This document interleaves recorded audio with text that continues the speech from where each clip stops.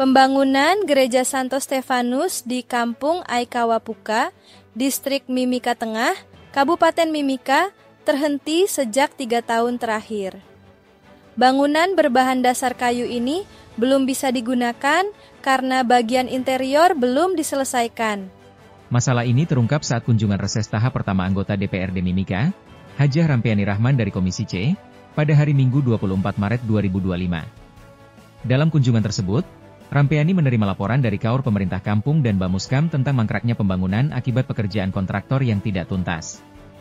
Dengan melihat kondisi pembangunan gereja yang dibangun 3 tahun yang lalu, namun keadaan kondisi gereja saat ini terlihat bahwa tidak selesai dan tidak bisa digunakan oleh umat yang ada di Kampung Aikawapuka. Saya berharap untuk pembangunan selanjutnya, terutama kepada eksekutif OPD terkait, ketika merencanakan suatu pembangunan, minta tolong direncanakan juga bersama fasilitas interiornya.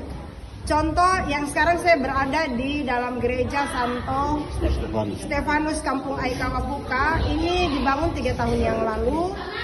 Namun saat ini saya belum tahu persis apakah ini sumber dana pembangunannya dari pemerintah daerah atau yayasan, karena menurut informasi yang saya dapatkan dari pengurus gereja dan masyarakat setempat bahwa ini ada 2 kontraktor atau 2 pengusaha yang bekerja, sehingga tugas saya sebagai legislatif yang berada di Dapil 6 wilayah pesisir, tugas saya adalah mengontrol semua pembangunan dan asas manfaatnya jelas yang dimanfaatkan oleh masyarakat.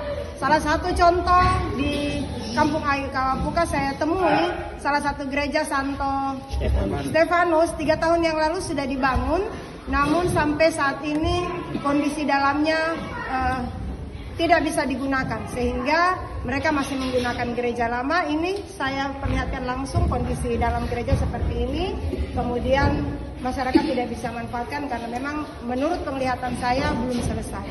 Kemudian saya menekankan dalam kesempatan ini, ketika kita membuat satu perencanaan pembangunan, baik itu pembangunan pendidikan, kesehatan, ataupun fasilitas umum lainnya, perencanaannya itu sekaligus direncanakan dengan fasilitas interiornya.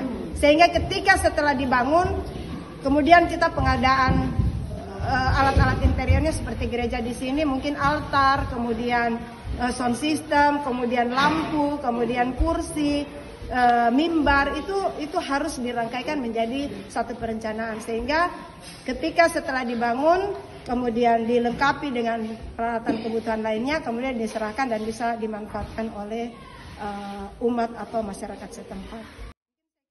Warga berharap pemerintah daerah segera turun tangan agar pembangunan Gereja Katolik Santo Stefanus dapat dilanjutkan dan diresmikan dalam waktu dekat. Keterlambatan ini dinilai menghambat kenyamanan beribadah dan aktivitas keagamaan di kampung tersebut. Dari Mimika, Papua Tengah, Antar Papua TV melaporkan.